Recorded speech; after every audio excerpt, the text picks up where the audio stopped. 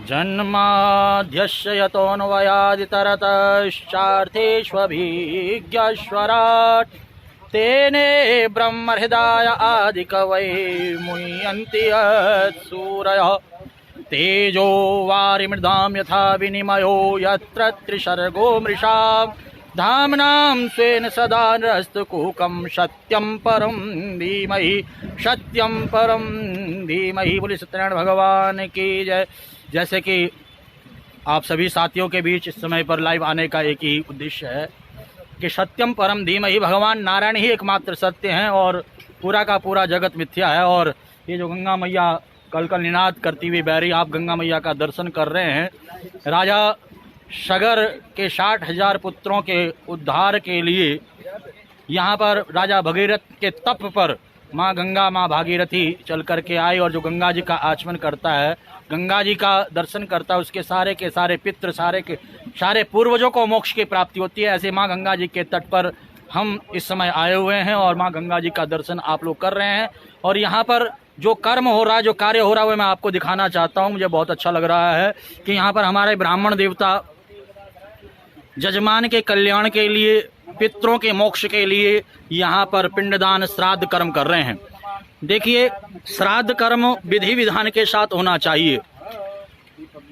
जिसका श्राद्ध कर्म विधि विधान के साथ नहीं होता है उसकी आत्मा भटकती है, और जब आत्मा भटकती है तो आत्मा प्रेत योनि को पहुंचती है और उसे पितृदोष कहते हैं।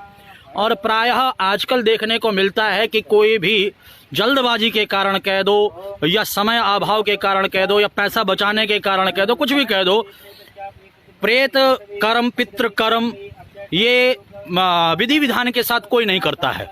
देखने को मिलता है आज पहले दिन, दूसरे दिन, तीसरे दिन, चौथे दिन में ही सब कुछ निपटा देते हैं। और इसी के कारण क्या होता है कि घर में पितृ दोष लग जाता है, घर में कलह कलेश होता है, घर में सुख शांति मिट जाती है, घर में संतान जो है दुष्ट बुद्धि, कुबुद्धि हो जाती है। ध्यान देना, ये पितृकर्म जो है विधि विधान के साथ करना चाहिए। जैसे कि यहाँ पर हमारे आचार्य हेमंत काला जी बैठे हुए हैं, मंत्रों को उच्चारण कर रहे हैं। हमारे विकास जोशी जी यहाँ पर बैठे हैं, प्रतिनिधि रूप में यहाँ पर कार्य कर रहे हैं। हमारे भट्ट जी बैठे हुए हैं, हमारे गणेश लखेड़ा जी बैठे हुए हैं, अभी तक ये मंत्र का जाप कर रहे थे, पितृ गायत्री का जाप कर रहे थे, विष्णु सहस्त्र नाम का पाठ इन्होंने किया और रुद्राष्टाध्याय का पाठ किया। ध्यान देना, ये विधि विधान है। ध्यान देना, लॉकडाउन चल रहा है और जजमान कहीं दूर रहता है, परंतु ऐसे ऐसे जजमान हैं जो चाहते हैं हमारे पितरों का कार्य विधि विधान से हो। और यहाँ पर प्रतिनिधि ब्राह्मणों को बना करके, ब्राह्मणों को फोन पर संकल्प दे करके, अपना नाम, अपना गोत्र बता करके, अपने पितरों का नाम गोत्र बता करके यहाँ पर ब्राह्मण को प्रतिनिधि चुन करके ये कार्य किया जा रहा है। ये पूरा का पूरा कार्य विधि विधान से हो रहा है। और सभी से मेरा निवेदन है, ये वीडियो दिखाने का तात्पर्य, ये लाइव आने का तात्पर्य यही है कि अगर आपके घर में किसी की मृत्यु होती है तो उस कार्य को विधि विधान से करें। उसका हमारा 10वां भी करें, 11वां भी करें, 13वीं भी करें, मासिक श्राद्ध भी करें, वार्षिक श्राद्ध भी करें, तभी जाकर के पितरों को मोक्ष मिलता है, तभी जाकर के पितरों को सदगति मिलती है। और ये जो आप यहाँ पर देख रहे हैं, ये पिंडदान हो रहा है, ये भी विधि विधान के साथ करना चाहिए। प्रायः आजकल जजमान ब्राह्मणों को कहता है कि आप जल्दी जल्दी कीजिए। आप देख रहे होंगे बारिश हो रही है, मोटी बारिश पड़ रही है, परंतु इस बारिश के चलते हुए भी ब्राह्मण, देखिए हमारे आचार्य जी रेन कोट पहने हुए हैं, परंतु हमारे और ब्राह्मण भीग रहे हैं, परंतु अपना कर्म, अपना कार्य विधि विधान से कर रहे हैं। मैं 1 मिनट जरा विकास जी से कहूँगा कि विकास जी आप 2 शब्द जरूर आप इसमें कहें।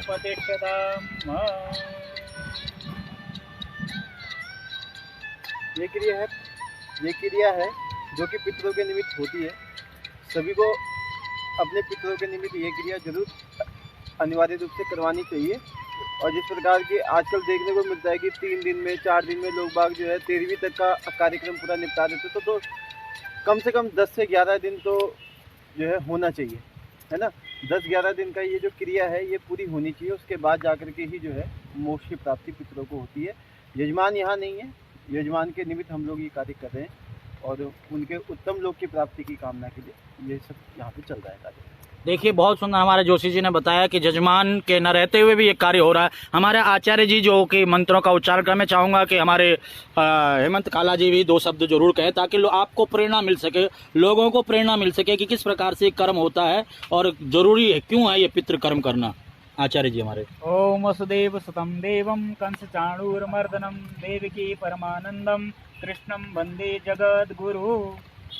कहते हैं कि मनुष्य का मतलब जन्म और उसके बाद जो अंतिम संस्कार होता है अंत्येष्टि, अगर मनुष्य की अंत्येष्टि कर्म नहीं होता है, जो और देह क्रिया होती है अगर नहीं होता है, तो कहते हैं कि वो मनुष्य मतलब प्रेतत्व को मतलब प्राप्त कर लेता है, वो प्रेत बन जाता है और उसकी आत्मा भटकती रहती है। और जब तक मतलब मनुष्य के निमित्त 10 गात्र एकादशा षोडश पिंडदान नहीं होता है तब तक मतलब वो आत्मा भटकती रहती है।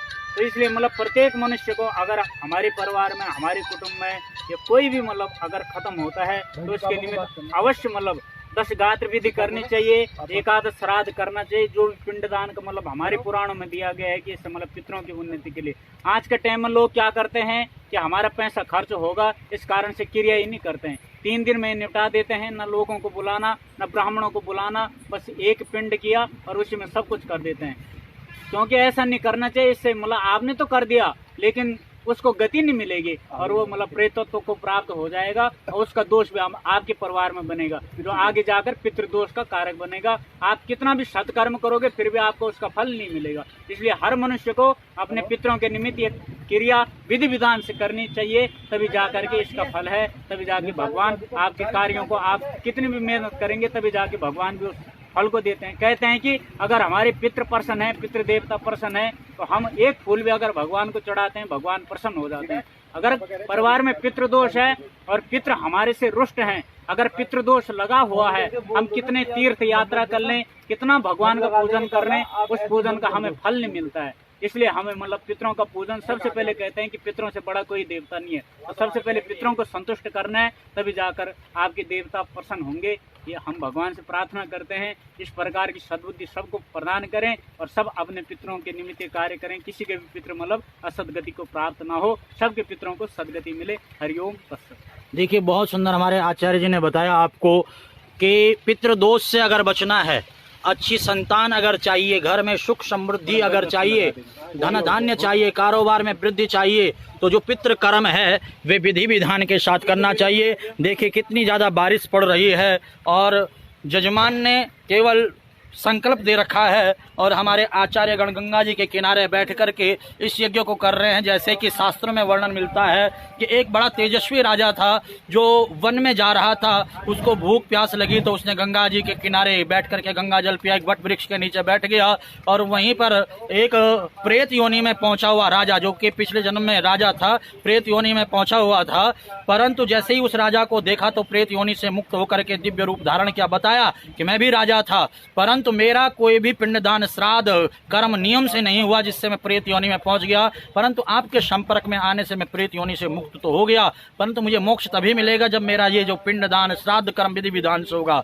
आप राजन इस कार्य को जरूर करना, मैं ये दिव्य मणि आपको दे रहा हूँ, आपकी मणि समस्त मनोकामनाओं को पूर्ण करेगी। और उस राजा ने प्रतिनिधि बन करके उस प्रेत के लिए, उस जो राजा प्रेत योनि में पहुंचा था उसके लिए ये कर्म किया और वे उस योनि से मुक्त होकर के भगवान के वैकुंठ लोक गया।